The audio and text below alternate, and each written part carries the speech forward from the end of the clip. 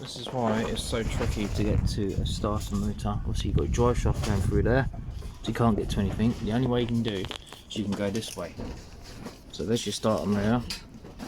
There's your one nut you've got to take off for the live wire.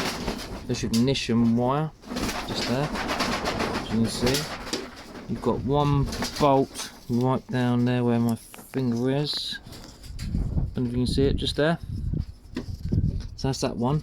So once you've got that one out, you've got another one there. And then it should be able to just take the earth off, which is there. Take this one out as well. And then that is your starter motor removed.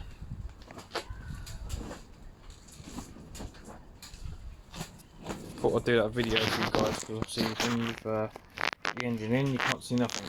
So I hope that helps. Thanks for watching.